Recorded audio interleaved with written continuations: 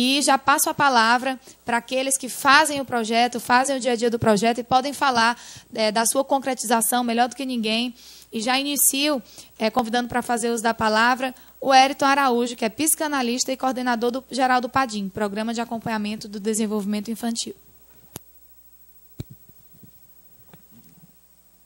Boa tarde, deputada Lívia Arruda, todos presentes aqui. Eu tive a oportunidade de conhecer a deputada no lançamento aqui da Rede Estadual da Primeira Infância, em junho do ano passado. Assim, acho que algumas semanas depois do lançamento do programa em Iguatu, do PADIM, que a gente lançou durante uma jornada de saúde mental, apresentando as metas ou a que se propunha o programa, que vai de encontro totalmente com a rede da primeira infância. Então, Iguatu está se encontrando com você aí constantemente. E eu queria dizer que é muito importante a gente saber que na comissão da infância e adolescência existe realmente alguém que esteja preocupado em ver experiências municipais com o intuito de demonstrar para os demais municípios, né, essas experiências e realmente, dentro da viabilidade, das possibilidades, né, se expandir isso para todo o estado do Ceará. Então é importante demais a sua presença, né, e a sua decisão política de realmente ser intermediador aí dessas experiências. Parabéns. Eu queria iniciar minha fala chamando a atenção para uma coisa que a gente termina ficando incomodado, porque passa o tempo e a gente não vê muita mudança em relação a isso, que é essa ideia de que nós não nos demos conta ainda, ou pelo menos a massa, ou a grande maioria, e disso eu não estou excluindo aí os cientistas, os profissionais que trabalham com saúde mental, com outras áreas e várias ciências, né? A ideia de que o animal humano, no caso o filhote humano, ele é diferente dos outros animais, das outras espécies. Eu coloco isso porque nós sabemos, desde quando estudávamos ciências no colégio, que existe uma coisa chamada evolução das espécies e que, realmente, para muitos animais, excetuando-se aí o humano, né, nós vemos uma certa memória genética que já nasce com cada um, né, com cada animal desse. Você vê, por exemplo, uma tartaruguinha saindo do ovo, você vê, tem vários vídeos que passam sobre isso, e ela sai do ovo, já sabe para onde deve ir, já sabe o que deve fazer, já se cria, depois vai colocar os seus próprios ovos, e não precisa aí de mãe, de pai, de ninguém como intermediador para isso.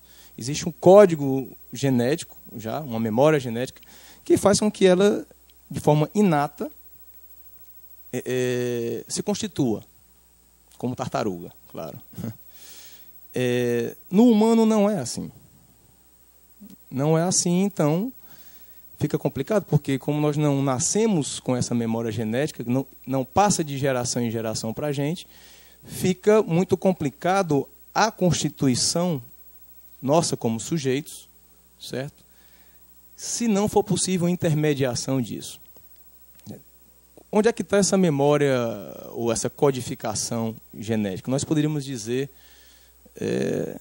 a partir principalmente da influência da psicanálise, de que essa codificação, isso que se transmite, está na linguagem. Se está na linguagem, claro, ninguém aprende, ninguém nasce falando, nem pensando. Então nós temos que saber, claro, que isso tem que ser transmitido para o filhote, vou chamar de filhote humano, para que ele venha a se constituir como sujeito. Ou seja, nós precisamos de um outro, né, para sermos humanos. Certo? Então, há uma certa resistência em relação a essa ideia que é um tanto, a gente conversando aqui, é um tanto óbvia, né? É até talvez boba, né? Olha, isso todo mundo já sabe, mas eu não sei se sabe. Eu não sei se, por exemplo, as pessoas que trabalham com a infância, a grande maioria sabe disso. Sabe no sentido de que leve isso em consideração ou como algo importante ou algo que tenha sua relevância. Eu faço questão de colocar isso porque estivemos aqui dia 20 de maio, outra audiência convocada pela deputada Lívia Arruda, para falar sobre a saúde mental infanto-juvenil. E eu tinha colocado aqui, até o coordenador estadual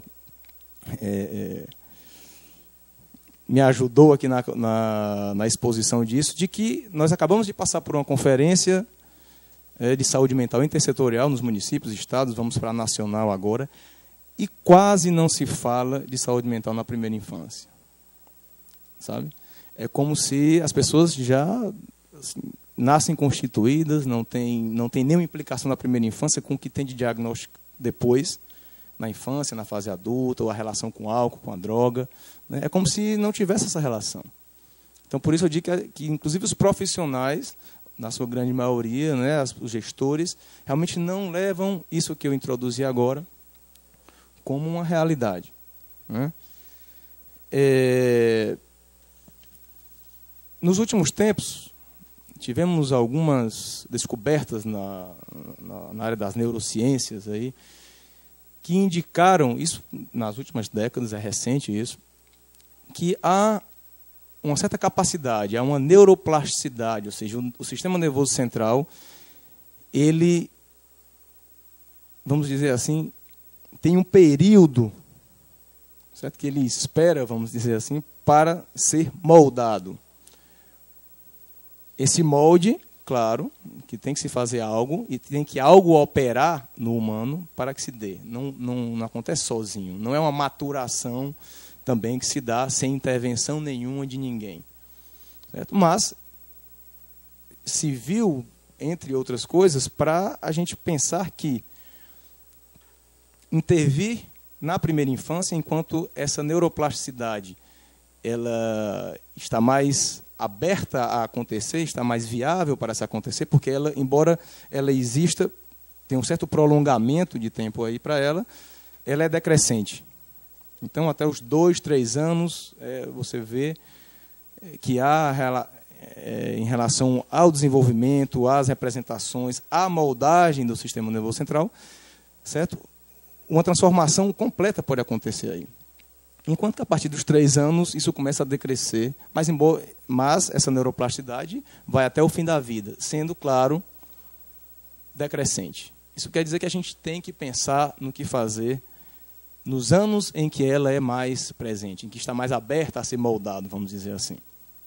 Isso serviu para contemplar também uma ideia de que já está desde a descoberta do inconsciente, por Freud, de que a primeira infância, ou as experiências na primeira infância, são determinantes. São determinantes para a nossa constituição, para a constituição do inconsciente e, consequentemente, podemos falar na mesma linguagem, do psiquismo, ou seja, do que estrutura todas as áreas do desenvolvimento. Todas as áreas que possamos pensar aqui. Esses indicadores, ou essa fundamentação, se viu para que